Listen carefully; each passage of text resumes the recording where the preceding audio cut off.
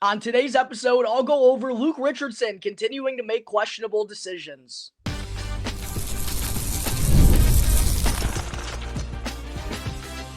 You're Locked On Blackhawks, your daily podcast on the Chicago Blackhawks, part of the Locked On Podcast Network, your team every day.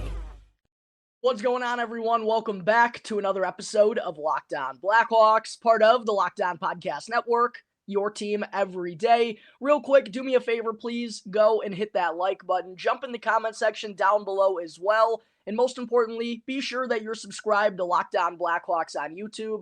It's 100% free, won't cost you anything, and really does help me out massively as I'm on my climb to 2,000 subscribers. And last but certainly not least, got to let you all know as well that today's episode is sponsored by Indeed. Are you still searching for a great candidate for your company? Don't search, just match with Indeed. Need a hire? Then you need Indeed. All right, good morning, everyone. Again, thank you all for joining me on another episode of Locked On Blackhawks, your one-stop shop for all things Chicago Blackhawks. To open things up on the show here this morning, definitely had to talk about some of the comments that were made down at Fifth Third Arena yesterday as the Blackhawks returned home following their brief little two-game road trip out west involving head coach Luke Richardson, who, of course, has been under much scrutiny really for the first time in his tenure as Blackhawks head coach based on this Hawks offense struggling immensely. The team is back at the legit bottom of the standings once again. And there also seemed to be something going on between Richardson and Blackhawks forward Taylor Hall, who, as I mentioned on yesterday's episode, was the latest forward to get the healthy scratching treatment. We had seen that with Lucas Reichel, Ryan Donato, Philip Kurashev, Teuvo Teravainen, and with Hall having only 4 points through his opening 16 games of the season, Richardson elected that it was going to be Hall's turn to sit a game out to send a little bit of a message. The problem with that is that Taylor Hall, apparently, based on his comments to the media yesterday, he didn't see this healthy scratching coming whatsoever and sure made it sound like there wasn't really any communication going on between he and Richardson leading up to this situation. Here's what Taylor Hall had to say at practice yesterday. Quote, "It was unexpected. I just didn't know I was even close to being in that spot, really. If there were some conversations in the days leading up about my game, or if I was constantly being showed video, it would be one thing. But I was a bit surprised." So not a great look there for Coach Luke Richardson. Seems like Taylor Hall was a little bit blindsided by this healthy scratching on Saturday night. And even though I'm sure he's not happy with where his numbers are at, didn't seem like anything was building up into this kind of decision from Luke Richardson. And then bam, all of a sudden Taylor Hall just gets healthy scratch. So certainly not the best look for Luke Richardson, that with a veteran forward like that, who, yeah, he missed most of last year, but this is still his second season on the team. Not exactly the best look there for Luke Richardson. Now, he did go on just a couple of moments later when he was talking to the media and kind of cleared some things up and also made sure to apologize and kind of mentioned that the lack of communication could have came from his part. Here's what Richardson had to say about that. Quote, "That could be part of my problem too. Sometimes you give veterans a little bit more of a grace period. I know he's been frustrated and I don't want the frustration to leak too long. So it was a good time for maybe a little setback. But for me to communicate with him, I need to get to know the player more to see how they like to handle that. And obviously, we've talked a lot before and after, but maybe it needs to be more. That's just something that I learn about one player." So even though Luke Richardson owned up and apologized for his handling of this situation, just the wording there is a little bit odd, right? Making it sound like he's not all that familiar with Taylor Hall, which I do understand a little bit, right? I think Taylor Hall only played 9 or 10 games for the Blackhawks last year, and he missed the rest with a torn ACL, wasn't able to skate, wasn't around the team very much. So this is still somewhat of a new relationship between Richardson and Hall, but it's absolutely Luke Richardson's job to be having these types of communications with every single player. That's your job as a head coach. You're kind of looked at as the father figure of the team. You got to make these tough decisions, but at least when you do, make sure that guys understand why this happened or aren't completely feeling like they were stabbed in the back by a certain decision. And that's kind of what it felt like based on Taylor Hall's comments. But fortunately, both of them said they were good. They brushed it to the side. Taylor Hall is going to be back in the Blackhawks lineup here tonight, but just another kind of shoddy bit of coaching, it seems, by Luke Richardson. That communication absolutely needs to be better, and he's the one at the helm of it. There's no one else to point the finger at except for him. And there were also some interesting comments that I wanted to get into today from Luke Richardson about the forward lines that he's elected to roll with, not only for tonight's game against Anaheim, but these last couple of games. We've seen Richardson hit the blender button an absolute ton, which hasn't been my favorite decision personally. I would have liked to see some of these forward lines get a little bit more time, but I do understand the kind of desperation around this team right now, and that is why he's trying different things. But I think in hindsight, it's kind of a double-edged sword for this Blackhawks offense because they're not able to get anything established with one another, and it seems like they're playing with different line mates each and every night, which isn't good for team chemistry, usually doesn't bode well for any hockey team. I mean, to be 18 games into the season and we don't even have one forward line solidified, again, not a great look for Luke Richardson, and I thought his comments about this matter weren't very encouraging either. Here's what he had to say about the forward line situation. Quote, "Right now, we're at a point where we're desperate to find more offense, which I certainly understand. And we're just going to try things until we get it. This is more of a balanced lineup, okay, that you would maybe see on the road, but we can flip a few things around on the faceoffs. We liked practice today. We like the look of it. We're hoping we spark something for tomorrow's game." Just for him to say, we're just going to try things until we get it, it kind of, I mean, for a head coach to actually say that, it kind of sounds bad. It sounds like something I would say on this podcast. And listen, I know Luke Richardson, and I've been vocal about this, isn't in really my best of graces right now with how he's coached this team and how he's handled all of these situations. But I'm not going to go on here and act like I know what to do better than Luke Richardson. He's a much more qualified NHL head coach than I am.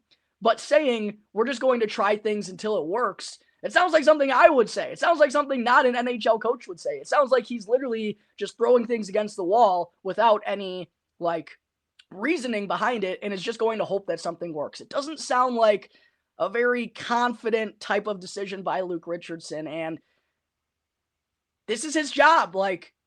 To not have one forward line sorted out through these first 18 games is really, really frustrating. So, yeah, maybe not the best look for Luke Richardson, not only with how the Blackhawks have been going about things, but just kind of based on the comments that we heard from down at Fifth Third Arena on Monday afternoon.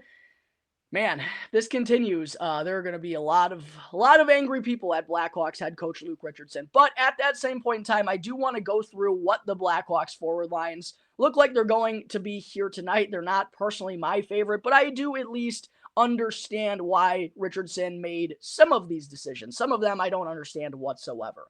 The first one I don't understand is the Bedard, Dickinson, Joey Anderson trio that's going to serve as the Blackhawks top line. Now, there are a couple of things that I understand about this move. First off, I like seeing Connor Bedard going to the wing. I actually had an episode come out less than a week ago where it looked like Connor Bedard was going to play wing on the top line. Philip Kurashev was slotted at the center position, but it actually might have just been, not to throw this guy under the bus, but might have just been a typo from Charlie Roumeliotis when tweeting out the lines. However, I mentioned when I went through that I think it would be a good idea to give Bedard an opportunity on the wing, just because clearly things aren't going very well for him at the center ice position right now. He's still really struggling immensely at the faceoff dot. I just feel like it's worth the try to give Connor Bedard some looks on the wing. Also, moving him out of the center position takes away some of the defensive responsibilities that Luke Richardson puts heavily on his centers, which is why he's such a big fan of Jason Dickinson. And with Dickinson being a really good faceoff man, someone that can win offensive zone dots and get Connor Bedard the puck more, I do understand moving Bedard to the wing and playing him with Jason Dickinson. But putting Joey Anderson on this line makes absolutely no sense to me. Yes, he works well with Jason Dickinson, but that's in a defensive-minded role.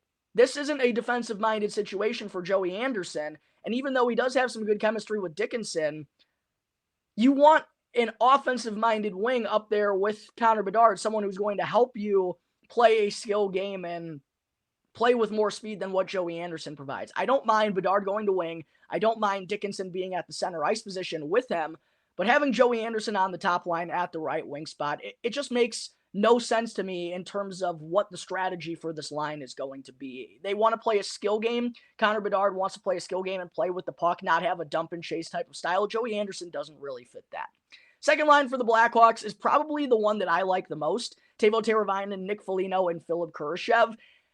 It's just really tough for the Blackhawks, given who they have at center right now and their faceoff deficiencies. It's really tough for them to play Nick Foligno anywhere else than center. I would like him to play on the wing, but I just don't really think the Blackhawks have that luxury at this point in time. I think they're going to have to call up Frank Nazar, which Blackhawks fans I do expect to see rather soon.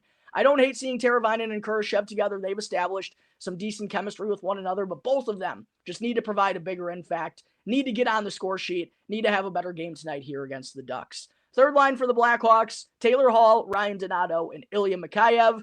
This is where I would really like to see Lukas Reichel on the right wing because Hall and Donato's been arguably the Blackhawks' best offensive player this year. Taylor Hall, while he hasn't been very consistent, he does play with a lot of speed, can carry the puck through the neutral zone, lug it into the offensive zone. I think that style makes a lot of sense with Ryan Donato, even though he's not a natural center. I think in terms of line makeup, Hall and Donato make a lot of sense.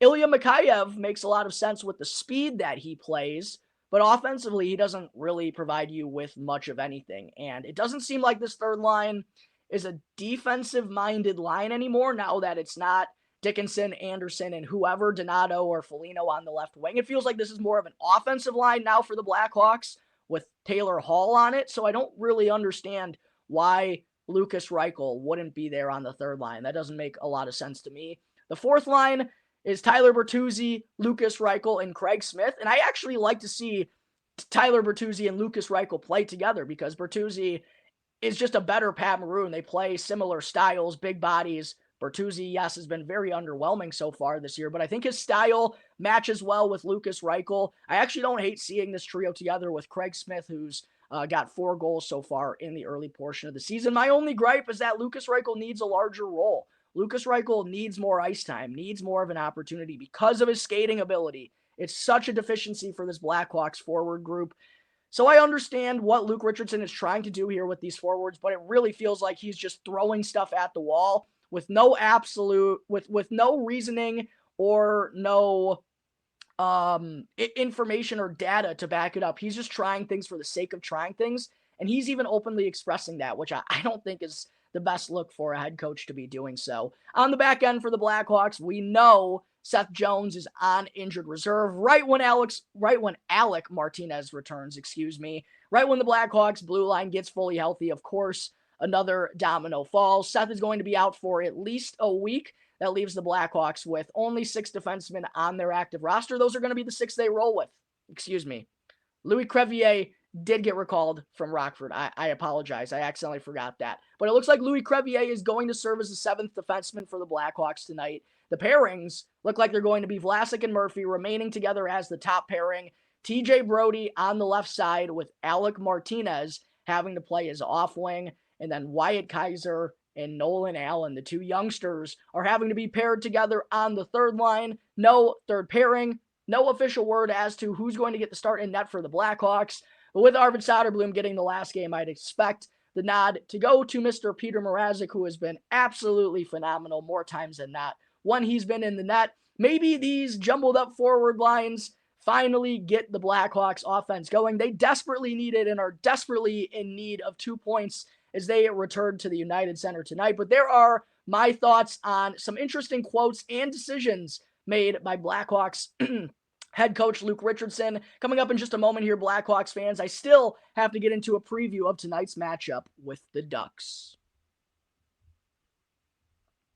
But first, I got to talk to you all real quick about Indeed. We're all driven by the search for better in this world. But when it comes to hiring, the best way to search for a candidate isn't to search at all. Don't search, but match with Indeed. And if you need to hire, then you need Indeed, because Indeed is the best matching and hiring platform with over 350 million global monthly visitors, according to Indeed data, and a matching engine that helps you find quality candidates in an instant. And Indeed doesn't just help you hire faster. 93% of employers agree that Indeed delivers the highest quality matches compared to other job sites. according to a recent Indeed survey. And one of the things that I really like about Indeed is that it makes hiring all in one place so simple and so easy, because you can skip out on the unnecessary info and questions that they ask you, and it still doesn't wind up leading you anywhere. Instead, go and join more than 3.5 million businesses worldwide that currently use Indeed to hire great talent in an instant. And viewers and listeners of the show, you'll get a $75 sponsored job credit to get your jobs more visibility at Indeed.com/lockedon. Again, that's Indeed.com/lockedon to get a $75 sponsored job credit that'll get your jobs more visibility. Need to hire? Then you need Indeed. Back here on the Locked On Blackhawks podcast, part of the Locked On Podcast Network, your team every day. Real quick, just wanted to say thank you to everyone for making Locked On Blackhawks your very first listen here to start off your day. Now, for your second listen, make sure to go and check out the Locked On Fantasy Hockey podcast so that you can become a fantasy hockey expert and get the edge over your league mates with daily tips from Steal and Flip. And you can find the link to Locked On Fantasy Hockey down in the description, or simply search on YouTube and wherever you may be listening to your podcast. Part of the Locked On Podcast Network, your team every day.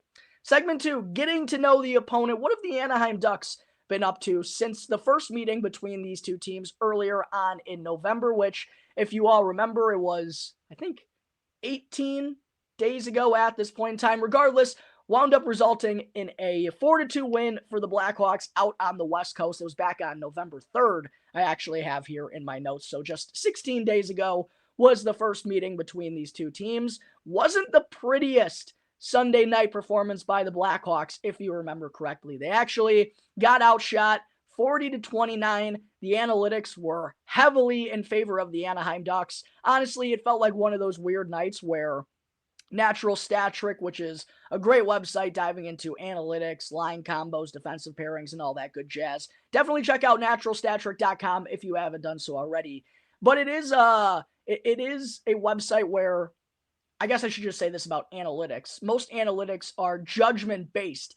And the analytics, according to Natural Stat Trick, for that first meeting between the Hawks and the Ducks, they felt a little bit off, which they can be from time to time. I didn't think the Anaheim Ducks quite dominated the possession game and the shot attempts as much as Natural Stat Trick said they did, but regardless, it still wasn't the prettiest performance from the Blackhawks, even though they did come away with the 4-2 win. Connor Bedard tallied 3 assists. Peter Mrazek, phenomenal in net to stop 38 of the 40 shots that he faced. But like I mentioned, not the best performance, and I don't think this is a performance from the Blackhawks that they can repeat and expect to come away with 2 points again. They need to be better than they were in that first meeting against the Ducks, because this is a young and scrappy bunch that was coming at the Blackhawks from start to finish. They just happened to get some really good goaltending, some good special teams play, and a big-time night from their best player, number 98, Connor Bedard. But diving into some numbers here on the Ducks, they are now 7-8-2 through their opening 17 games, coming off of a big 4-2 win on the road last night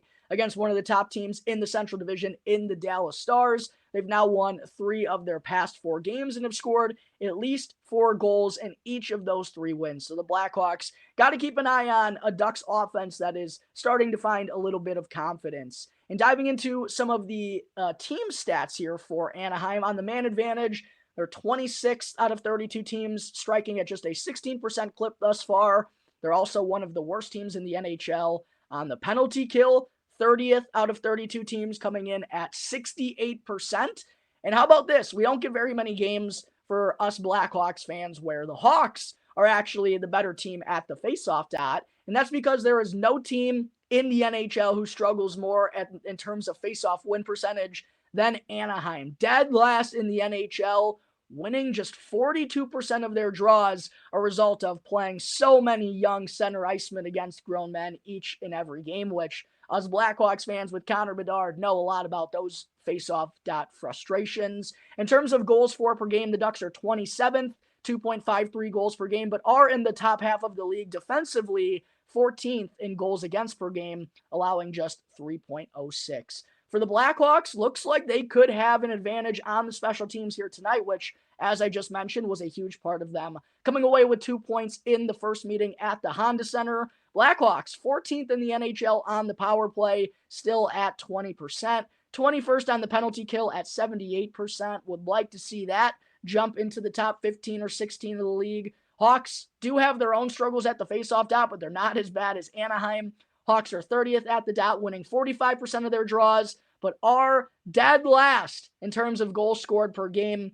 It has been the most frustrating offensive dry spell that I can remember from this Blackhawks team. Probably not true. I know they had a lot of one-scoring outputs last year when Seth Jones was out and everyone was getting injured, so not actually the case, but I think with a little bit more expectations for this team and this offense this season, that's why I've been so frustrated, and is so frustrating to see this team 32nd in the NHL, averaging just 2.33 goals per game, especially when you see they are 15th in the NHL in terms of goals against per game, allowing just 3.11. The defense, for the most part, has been good. The goaltending has been absolutely outstanding. Would be nice to kind of flip the script on this and reward our defense and netminders for their great efforts with some better offensive outputs. Looking at individual stats for the Ducks in terms of what players to keep an eye on whenever they're on the ice tonight, Troy Terry is actually the only member of the Anaheim Ducks who has double-digit points at this point in time, leading scorer with 12 points, 6 goals and 6 assists through the opening 17 games. Ryan Strome, Lucas Carlson are the next leading scorers. They both have 9 points, while Mason McTavish, Cutter Gauthier, and Owen Zellweger each have 7 points. The forward lines for the Ducks, according to Puckpedia, shake out like this. Trevor Zegras, who's been involved, of course, in many trade discussions since a phenomenal first couple of years in the NHL. He's looking like he's going to be on the top line with Lucas Carlson and Alex Killorn. Will be super fun to see Connor Bedard and Lucas Carlson face off many times with one another here tonight, even though Bedard isn't going to be playing the center ice position. Frank Vatrano, Ryan Strome, and Troy Terry serve as the Ducks' second line. Cutter Gauthier, Isaac Lundestrom, and Brett Leeson serve as the third line, while Johnston, Harkins, and McGinn round things out up front. Defensively, it's Pavel Mintyukov and Radko Gudas, the captain of the Ducks. Pavel Mintyukov, if you don't know, he's a defenseman I've been talking about for the last 2 to 3 years. Real special talent on the back end for the Ducks. Same with Olin Zellweger, who's on their second pairing with Lacombe. And then Brian Dumoulin and Hellison round things out defensively. Also worth noting that Robbie Fabry, Mason McTavish, and Cam Fowler are all currently on injured reserve for the Ducks. Those are 2 key members of the forward group. Mason McTavish gives the Ducks incredible center depth with Carlson, Strome, and him down the middle in the top 9. He's not going to play tonight. And then Cam Fowler, of course, a jack of all trades, defenseman who's been there forever on injured reserve here early on in the season as well.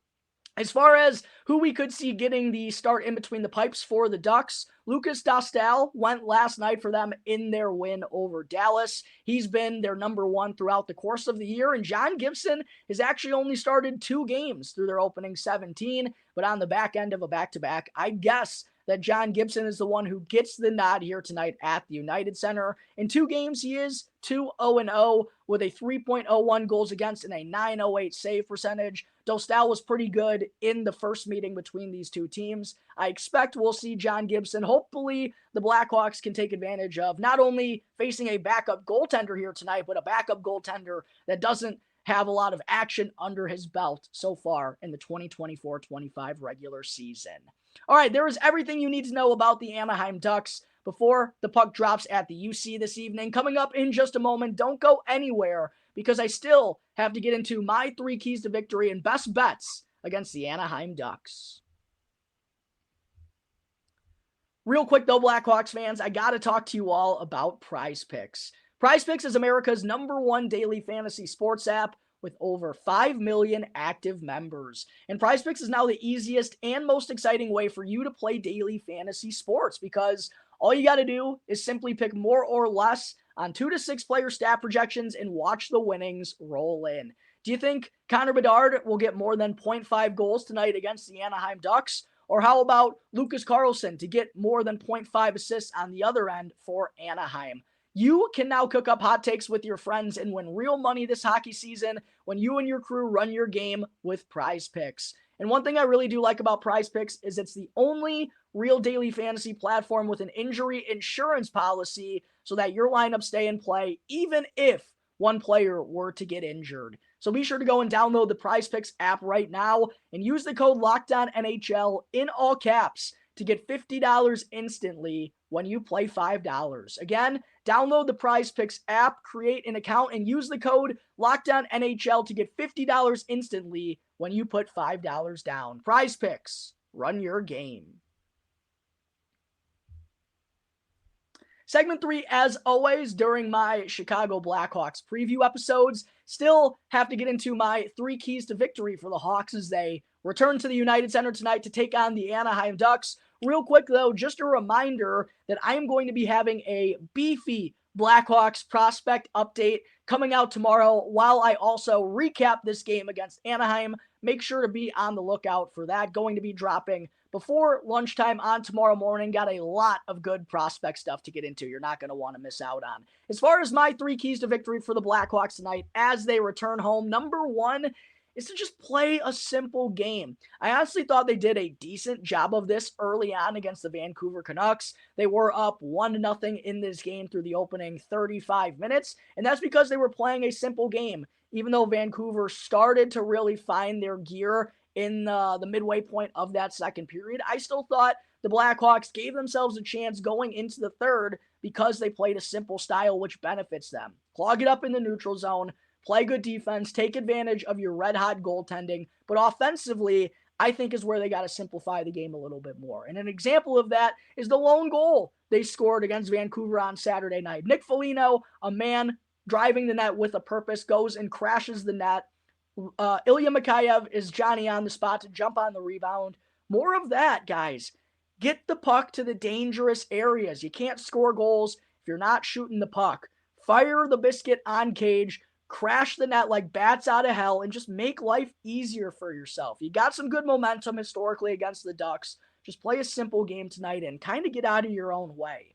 My second key to victory for the Blackhawks is to hunt the tired Ducks. This is a Ducks team that traveled to Dallas last night, late night flight to get to Chicago here this morning, and it's also their 4th game in the last 7 days. So take advantage of this tired Ducks team that is a young Ducks team, particularly in the forward group as well. They don't have a ton of experience.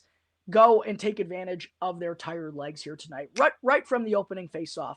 Third and final key for the Blackhawks to get back in the W column tonight is for the veteran forwards to make an impact. Yeah, everyone's talking about Connor Bedard and his 9-game goal drought and the slump that he's on right now. He's the one who gets all the fingers pointed in his direction. But you know what? You know what's more disappointing than a 19-year-old not being able to carry this team on his back? It's a veteran like Taylor Hall only having 4 points. It's Teuvo Teravainen, who got thrown a pretty sizable bag in the offseason to be a meaningful forward for this team, and he has not done that.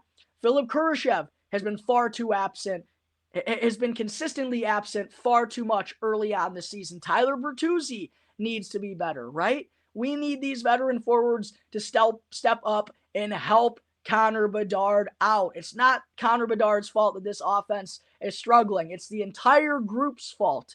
So the veterans, who we expected more out of going into this season, they got to put their best foot forward and help the Blackhawks get back in the W column tonight at the United Center. As far as my best bets, looking at the lines right now, courtesy of the fine folks over at FanDuel, Blackhawks are the favorites on the money line, -160 at the moment. Ducks are +132. Blackhawks on the puck line, -1.5 is +154. +1.5 the other way for Anaheim, -192. Over 6.5 is +102. Under 6.5, currently the slight favorite at -124. Looking at the historical records between these two teams, the Blackhawks have the Ducks number. Since the start of 2019, the Blackhawks are 11-2-1 in 14 meetings against the Anaheim Ducks. I should point out that 10 of those 14 meetings have gone under 6.5 total goals, so could be a good way to bet on that here this evening if that's kind of your cup of tea. Not necessarily mine to be betting on over-unders in the game of hockey, but looking at the goal scorers, Bedard still the favorite at +165. Terry, Donato, and Vetrano each come in at +210. Bertuzzi's +240. Teravainen's +250. While Zegras, Hall, Foligno, and Carlson each come in at plus 310. You know what, Blackhawks fans? I haven't done this very much so far this year, and I think this is a good opportunity to do so. Hawks have lost 4 of their last 5 games. They're returning to home ice, and they have the Ducks number. I'm going to take the Hawks money line tonight. I think this is only the second time this year through their opening 18 games where I'll be putting a wager down on Hawks money line. I'm also, though, going to be parlaying that with Connor Bedard 2+ points. Come on, Bedsy. Tonight is the night you break out of that slump. Not exactly convinced it's going to happen with Jason Dickinson and Joey Anderson, but who knows? If they have 2 bad shifts, Luke Richardson could roll out a whole nother new trio out there for Connor Bedard. And I believe in their loss against Seattle on Thursday, Connor Bedard went through 5 different sets of line mates in that game, which is just entirely too much. But there is everything you need to know before the Blackhawks return to action tonight at the UC, taking on the Anaheim Ducks. Thank you all again, as always, for joining me on another episode of Locked On Blackhawks. As always, I'm your host, Jack Bushman. You can find me on X at Jack Bushman 2, but be sure to go and follow my Strictly Blackhawks account at Talkin' Hockey for all the latest Blackhawks news and updates. Until tomorrow's episode, which don't forget, big beefy Blackhawks prospect update as well as a recap of tonight's game against the Ducks. Until then, everyone have a great rest of your Tuesdays. I'll see you next time on the Locked On Blackhawks podcast, part of the Locked On Podcast Network, your team every day.